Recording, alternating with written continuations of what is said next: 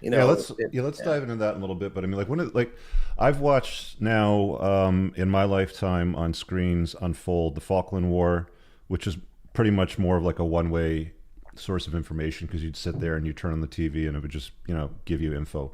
We live in an environment today where you can actually interact with people creating content and providing the information with social media. Then we've had what other wars that we have since then? Iraq 1 and 2, Afghanistan, how many times, and all the various conflicts sort of in between there. And it's only recently that I've unplugged. Like I've been very honest about this. Like I've just believed everything they told me, for the vast majority of my life. It's only been recently that I've been like, well, hold on a second, that doesn't really add up.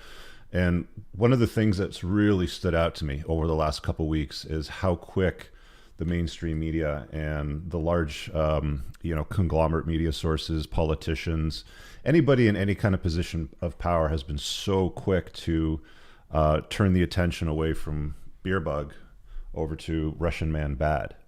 And it's gotten to the point where they're like canceling some of the strangest things. Like I've seen them cancel Russian cats from competing in like breeding competitions.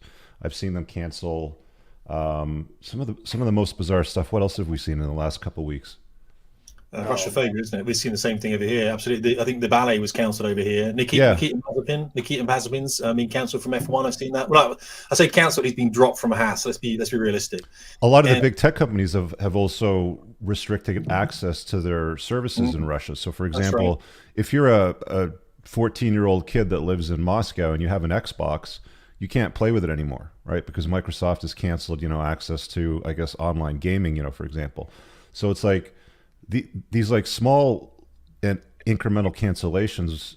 Some might say, well, it's designed to annoy the public, maybe to have them uprise against the government, sort of thing. That's the And hope, but that could backfire yeah, too, yeah, like I right? think there's an argument to that as well. But I mean, like the cancellation of some of the most bizarre things. I don't think I've ever seen this before. Have you guys? I don't think so. I Well, mean, I look at this and I equate this, and people will have a go at me here for this because, of course, the two, one involves a significant amount of death and the other doesn't. But the Russian forces would target housing establishments and everything else, say in Syria and that kind of stuff, and we're seeing the same thing as they work in their way through Ukraine. They're targeting blocks of flats. Is to demoralize the population. yeah. It is to make sure the population hasn't got a home. Population is seeking peace. Like they haven't got a car anymore. They haven't got a means of income anymore, all these kind of things.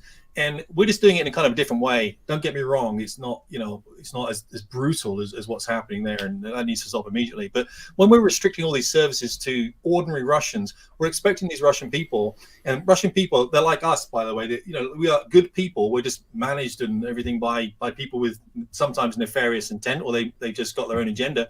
And these people, we're expecting to go and take that fight to the streets and to protest and everything in Russia, which I believe is illegal to protest in Russia. I think 1,600 people have been sort of taken into custody for protesting. That's what we're trying to do. So by restricting these services, I believe we're trying to get people to go out on the streets and to campaign against what Putin's doing in Ukraine. That's all it is. I think it's despicable, Rich, to target what I would say an innocent populace, really, with all these restrictions. I mean, we know that Russian cats are dicks. We should never have Russian cats in these kind of competitions anyway. But everything else, I was a supporter of Nikita Mazepin. I felt that was a young man trying to do his best after a really bad start in life. Okay, son of a billionaire, or whatever, an oligarch. But he was fighting back from that charge of grabbing his girlfriend, whatever, and everyone was launching at him. The virtuous, I've never done anything wrong in their life. We're launching on this young dude trying to make the best out of a career in F1. I was supporting that dude because he's Russian. I mean, can you listen to what we're saying? Because he's Russian, we're going to stop him driving in Formula One. Because he's Russian. Do you know that Crystal Nash in Germany? Where all the Germans are going around breaking all the Jews' windows. I thought we learned from that back in the Second World War. It's happening again now in Germany. They're Yeah, going like around smashing up Russian restaurants and stuff. Yeah, yeah, I've We're seen seeing that. There's Germans that are destroying Russian restaurants and stores, small like boutique mom and pop shops. There was a few millionaires with yachts that had them seized apparently in Mediterranean ports. Like, what do they have to do with Putin or a war in Ukraine?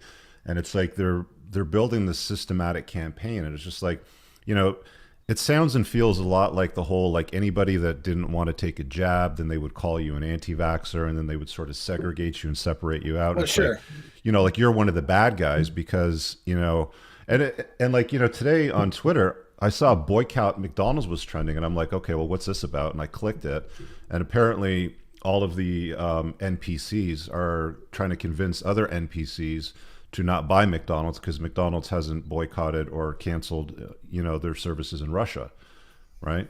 Well, we're in cancel culture, right? I mean, so it's always been, there's always been some element of that because they're tribal, as a species, human beings are tribal. And so there's always been an element of segregation through culture, racial, and stuff like that when there's these wars. But we're also now in a cancel culture where we want to feel good about ourselves for essentially doing nothing, right? And so, I boycotted Russian vodka. I'm doing my part, right? And Yeah. nobody cares about that. Chris is in the chat. He said Russian vodka was taken off the shelves here in Ontario. The LCBO is the Liquor Control Board of Ontario. So Doug Ford, which is our premier, decided, well, we're going to teach the Russians a lesson and take their vodka off the shelves. Yeah, that'll show them, like it's just virtue signaling because they're not really doing anything. Because sanctions classically have not actually done anything to motivate Putin or the Russians to do anything different. We are doing it pretty harsh. I mean, so there is going to be economic damage from that, but it's not going to stop them from shelling. It's not going to stop them from fighting. So it's not real. You know what I mean? There's some damage, but it's not actually. But they can feel, we can feel that like we're doing something, and that's what's important is emotions. Yeah, there's there's a comment here from the Competent Man. He says the best part of this BS sanction thing is how energy transactions are exempted. So Europe is still buying oil and gas from Russia, and if I'm not mistaken, there's still oil and gas being sold to America from Russia. Is that that correct? Of course, because they don't want even though it would impact us the least here in the United States. It's the approval ratings and all that stuff. They don't want it to go down when at the pump the price goes up a bit.